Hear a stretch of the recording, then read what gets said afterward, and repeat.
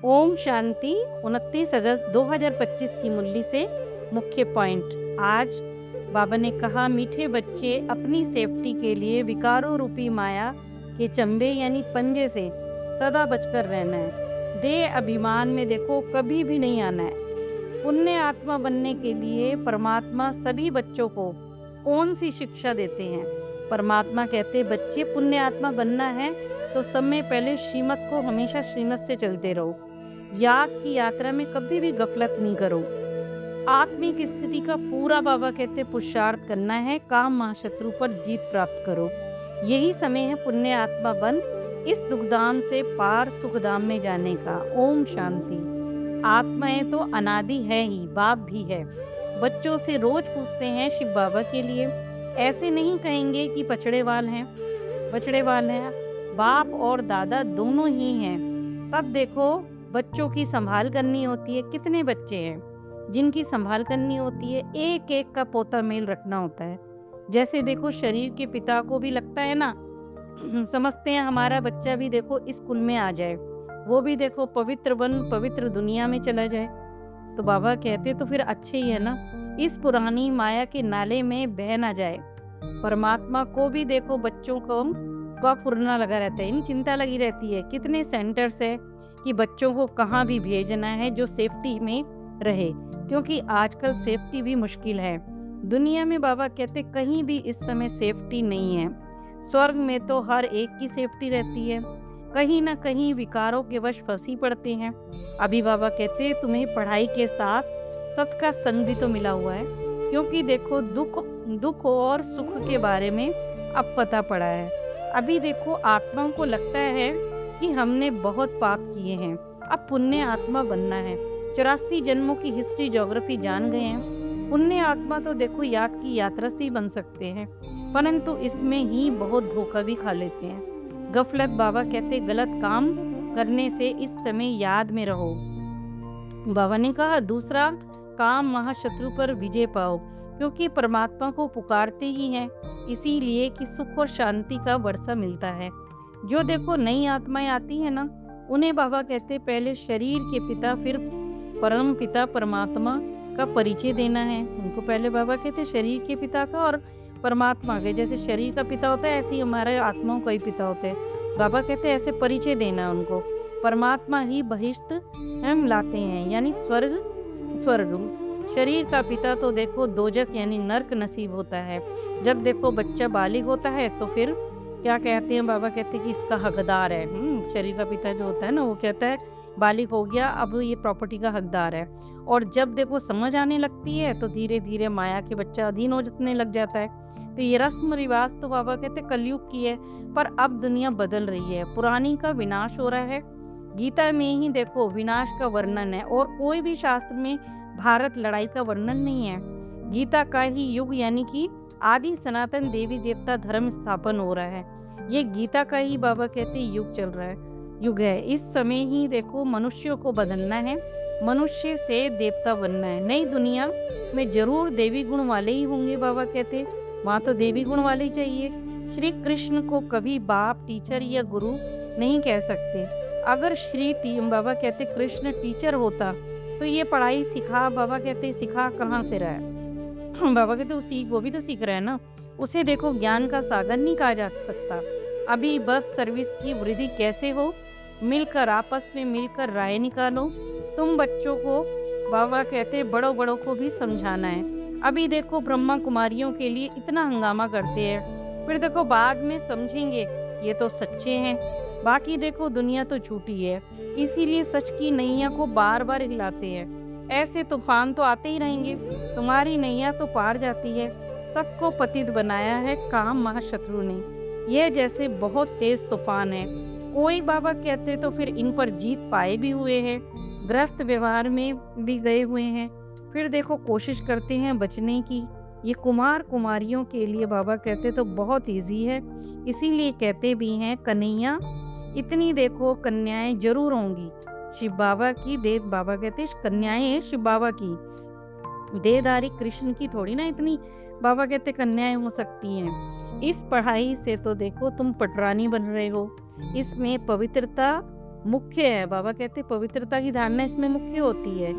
अपने को देखो देखना है और याद का चार्ट ठीक है ये चेक करना है। परमात्मा के पास कोई का देखो 5 घंटे का तो कोई का 2-3 घंटे का भी चार्ट आता रहता है, और कोई तो फिर लिखते ही नहीं है क्योंकि बहुत कम याद करते हैं। बाबा कहते एक रस स्थिति ना होने के कारण फिर शर्म आती है तो चार्ट ही नहीं लिखते हैं। अपना चार्ट देखना है कि मैं कहाँ तक पद पाऊंगा, यानी चार्ट में याद करने से अपना ही हिसाब लगाना है कि क्या पद मिल सकता है, मुझे कहाँ तक हूँ मैं, मेरी खुशी है। हमें देखो हमेशा खुशी क्यों बाबा कहते नहीं रहती, जब ऊंचे परमात्मा के बने हो ड्रामा अनुसार तुमने भक्ति बहुत की है तभी तो ये ज्ञान प्राप्त हुआ है। जो पुरुषार्थ पूरा ना करेंगे, बाबा कहते नहीं करेंगे, वो त्रेता में आएंगे। यानी जो पूरा पुरुषार्थ नहीं करेंगे वो फेल होते तो फिर त्रेता में आते हैं। सब थोड़े ही इतना ज्ञान लेंगे पर संदेश तो सुनेंगे ना। बाबा कहते संदेश कहाँ भी होंगे तो सुनेंगे। तो कोने कोने में भी जाना चाहिए। विलायत में भी जैसे देखो बौद्धियों की, क्रिश्चियन की यहाँ मिशन है, ये दूसरे धर्म वालों को अपने धर्म में कन्वर्ट कर लेते हैं। तुम्हारे पास बहुत करके हिंदू धर्म वाले भी आएंगे, उनमें भी जो शिव, बाबा कहते जो शिव के होंगे, देवताओं के पुजारी होंगे, वह आएंगे। बाबा कहते ना देखो जैसे राजाओं की सेवा करो, वह देखो ज्यादातर देवताओं के पुजारी होते हैं, उन्हों के घर में मंदिर होते हैं तो उन्हों का भी देखो कल्याण करना है।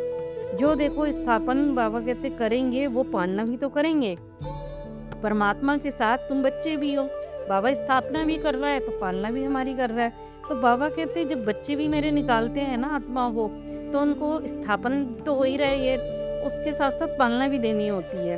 फिर देखो कहा इस देश में क्या क्या करते हैं, पूजा कैसे करते हैं बाबा कहते हैं कि नवरात्रे पर भी देखो देवियों की पूजा करते हैं ना, रात्रि है तो फिर दिन भी है। तुम्हारा एक गीत भी है ना कि क्या कौतुक देखा, यानी मिट्टी का पुतला बनाते हैं और उसका श्रृंगार करते हैं बहुत सुंदर तरीके से, फिर पूजा भी करते हैं और फिर उस पुतले को यानी मूर्ति को बाबा कहते इतना दिल से वो मूर्ति के लग जाती है कि डिबोने लगते हैं तो आंखों में आंसू आ जाते हैं, रोने लग पड़ते हैं। जैसे मनुष्य मरते हैं ना तो फिर अर्थी को भी ले जाते हैं, हरी बोल कर और डिबो देते हैं। बाबा कहते जाते तो बहुत है ना, नदी तो है ना तो तुम जानते हो जमुना का कंठा था ना जहाँ रास विलास करते थे सतयुग में बड़े बड़े महल, बाबा कहते तुमने ही जाकर बनाने हैं, यानी पुरुषार्थ यहाँ करना है, बनाने वहाँ है। जैसे कोई बड़ा बाबा कहते एग्जाम पास करते हैं तो उनकी बुद्धि में चलता रहता है कि पास होकर मकान बनाएंगे, ऐसे तुम्हें भी एग्जाम, ये हमारा एग्जाम चल रहा है, बाबा कहते इसे पास करना है। तो ख्याल भी आना चाहिए कि हम देवता बनते हैं, जब मुसाफरी करके घर लौटते हैं तो खुशी होती है ना घर। बाबा कहते ऐसे ही तुम्हें भी खुशी होनी चाहिए कि हमारे अब 84 जन्म पूरे होते हैं, अब घर जाना है, राजधानी में आना है। कई बार देखो होता है ना कि बैठे यहाँ हैं और अपने कारखाने आदि की लौकिक में कारखाने आदि की याद आती रहती है। जैसे देखो बिरला है ना, बिरला है, कितने देखो उसके अनेक कारखाने हैं ना आदि हैं, तो सारा दिन यही याद रहता है। अगर बाबा कहते उन्हें कहे ना बाबा को याद करो तो वो अटक पड़ेंगे, क्योंकि बस धंधे में ही धंधा ही याद आता रहता है। ज़्यादा प्रॉपर्टी होती है तो वही याद रहती है। सबसे देखो आसान है माताओं का, उनसे भी आसान कन्याओं का है, क्योंकि कन्याओं के कोई रिश्तेदार ही नहीं है, कोई संबंधी ऐसा नहीं है। तो बाबा कहते हैं उनको याद करना परमात्मा को आसान है। जीते जी मरना है, बाबा कहते इसमें सारी दुनिया को भूल अपने को आत्मा समझ शिव बाबा को याद करना है। इसी को कहा जाता है जीते जी मरना। देह और देह के संबंधों को छोड़ याद में रहना है, क्योंकि देखो सिर पर पापों का बहुत बोझा है। आत्मा ने यहाँ ही शरीर लिया था, अब आत्मा ही जाएगी और शरीर तो बाबा कहते यहीं रह जाएगा ना। अब ये अंतिम जन्म है। तुम कितने साहूकार थे, भले इस समय पैसे कौड़ी हैं, परंतु यहाँ का तो विनाश होने ही है, तो कौड़ियाँ ही हुई ना।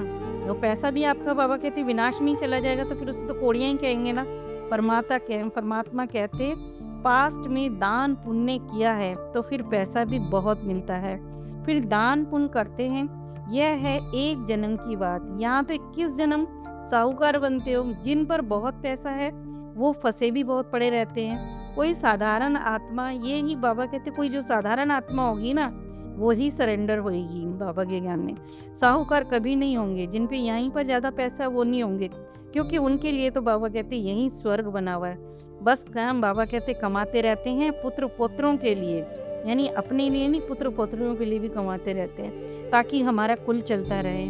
खुद उस घर में बाबा कहते नहीं आएंगे, खुद उस घर में नहीं आएंगे, पर पुत्र पोत्रे आए। जिसने देखो अच्छे कर्म किए हैं ना, दान भी अच्छा किया है, वह तो राजा बनते हैं। बाबा कहते पर एवर हेल्दी तो नहीं रह सकते ना, चाहे कहीं पर भी हो, चाहे बाबा कहते यहाँ पर जो आत्मा चाहे कितना भी पैसा है वो अपने घर को स्वर्ग समझ रही है, पर वो ऐसा तो नहीं है ना बीमार नहीं पड़ेगी। राजाई की तो बाबा कहते क्या हुआ, अब अविनाशी सुख नहीं है, कदम कदम पर अनेक प्रकार के दुख हैं, परमात्मा सारे विश्व का दुख दूर करते हैं।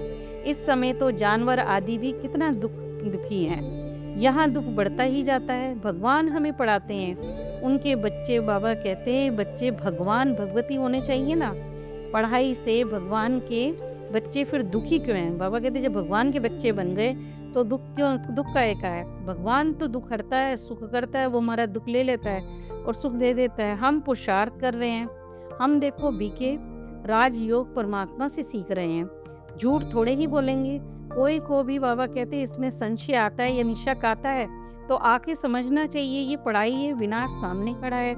हम हैं संगम युगी ब्राह्मण, चोटी अगर बाबा कहते प्रजापिता ब्रह्मा है तो फिर ब्राह्मण भी तो बाबा कहते होने चाहिए ना।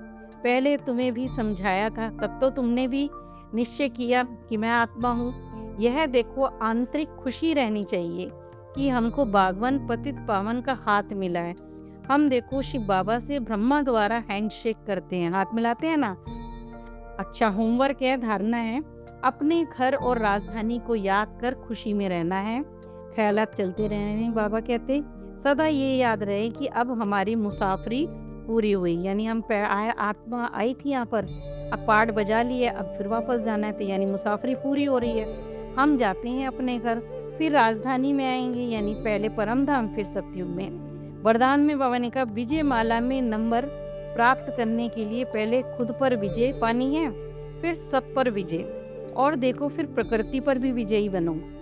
जब ये 3 प्रकार के विजय के मेडल प्राप्त कर लेंगे, हो जाएंगे, तब बाबा कहते विजय माला का मणका बनेंगे, यानी माला का दाना बन जाएंगे, है ना। खुद पर देखो विजयी बनना, यानी अपने व्यर्थ भाव स्वभाव को श्रेष्ठ भाव और शुभ भावना से परिवर्तन करना है। जो ऐसे खुद पर विजयी बनते हैं वही बाबा कहते दूसरों पर भी विजयी प्राप्त कर लेते हैं।